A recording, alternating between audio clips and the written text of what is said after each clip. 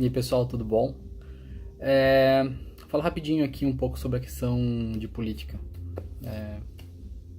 Fiz umas postagens ali, deu um monte de comentário e tal. E daí eu quero falar aqui um pouco, que eu acho que é melhor do que eu escrevendo ali, porque fica picotado e tal. Primeiro ponto é a questão de quem que eu acho que é o melhor candidato. Eu acho que o melhor candidato hoje é o João Amoedo, e daí seguido do Henrique Meirelles, e depois o Bolsonaro, e depois a Marina. E daí eu vou explicar um pouco do porquê e, enfim, o porquê que até eu me envolvo e tal. Eu acho que o processo de conversar sobre sobre os políticos é muito mais no sentido de conscientização de quem está conversando comigo ali, do que realmente achar que isso vai mudar muita coisa. Por que eu acho isso? Tem a questão da influência da urna eletrônica, que ninguém acredita, né? Que aquele negócio ali é imparcial, que aquele negócio não é burlado. Segundo ponto, ninguém tem certeza de nenhum dos candidatos que estão lá. Por exemplo, o pessoal está falando do João Amoedo, da questão do ser patrocinado por banco. Não tem como ninguém garantir que não é. E não tem nada comprovado que seja. E também não tem nada comprovado que não seja. Não tem como comprovar que não seja, né? Mas não tem como colocar a mão no fogo pelo cara. Henrique Meirelles tem um histórico muito bom de profissional. O cara tem uma história ferrada, no Banco Boston, renomeado. O cara é milionário. Do tipo do João Amoedo e do Henrique Meirelles, tu tem que pensar o seguinte: por que o cara entra na política? O cara já é milionário, o cara não tem por que estar lá, né? O cara tá lá realmente para fazer uma diferença. Como, por exemplo, foi o que eu imaginei com relação ao Udo Della em Joinville, que eu não sei dizer qual que foi a consequência, para ser sincero. Mas um cara, quando entra com o nível de grana que eles têm, eu acho difícil. Eu não quero acreditar que os caras realmente vão entrar para fazer dinheiro, porque dinheiro já não é mais problema para eles. Eles podem fazer o que eles quiserem. A diferença dele ter 100 milhões a mais na conta não faz diferença nenhuma. Não tem nada que ele deixa de fazer hoje porque ele tem mais ou menos dinheiro. Tem talvez questão de prestígio. Como, por exemplo, falando de prestígio, o cara que foi presidente do Palmeiras. O cara é o patrocinador do Palmeiras hoje. Os caras são donos de banco, os caras são muito ricos. E por que o cara vai se incomodar em virar diretor de um clube? Por questão de prestígio. Porque o cara se torna conhecido no país, e porque o cara tem apreço e ele gosta do time, enfim, por uma questão de sentimento. E eu falando isso pela questão de o pessoal perguntando pra mim: por que você tá se metendo na política brasileira? Porque eu tenho um sentimento com relação ao que acontece não só no Brasil. Eu também fico puto, por exemplo, com a questão do Putin na Rússia, que se alguém for estudar, vai ver a sacanagem que acontece com os russos até hoje. Que, enfim, todo esse tempo, mais de 100 anos que acabou a União Soviética, os caras estão quase na mesma situação de novo. Então não é porque eu tô morando fora que eu quero que o país se exploda. E só para deixar claro, se o dólar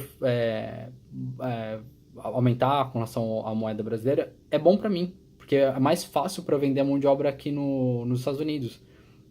E não é por isso que eu quero que o Brasil quebre e que o pessoal comece a receber mal para eu poder explorar essa situação.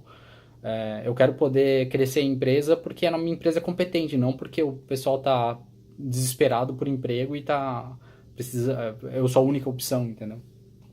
Enfim.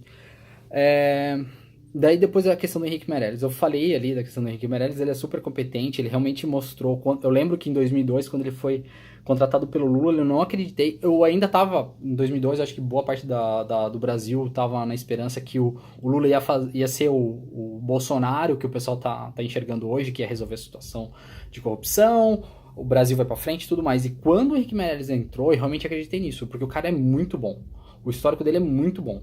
E tanto que ele conseguiu colocar as coisas no eixo. E colocou de novo no eixo quando entrou com o Temer.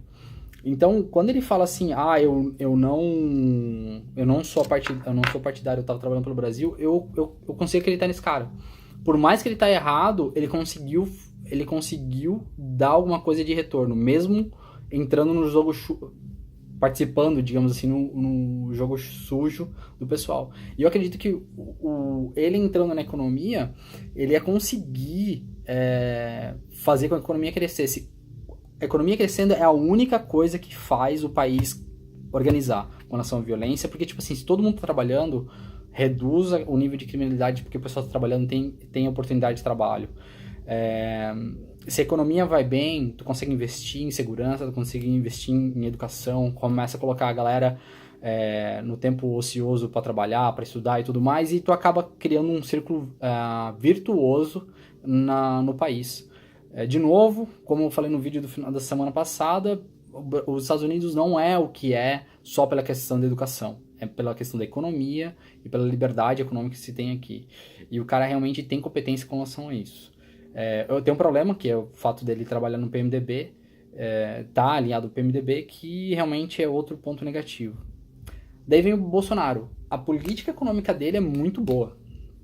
Tudo que ele tá pregando, a ideia dele com relação a isso, é realmente muito interessante. O problema é o cara em si. Ele já se mostrou desequilibrado várias vezes. Tu pegar o histórico dele, ele não é legal. O cara apoia a tortura. O cara fala que homofóbico, ninguém gosta de gay, a gente tolera.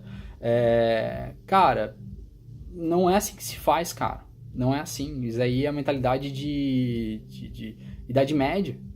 Entendeu? Então, o Oliver, vem cá, Oliver, dá oi pra galera. Vem cá. Dá oi pra galera aqui, ó. Esse aqui é o Oliver. Esse aqui é o cachorro pitbull mais brabo da face da terra.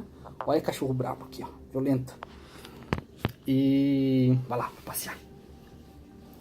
E então, cara, até me perdi um pouco aqui. Eu não vejo assim. E tem outra.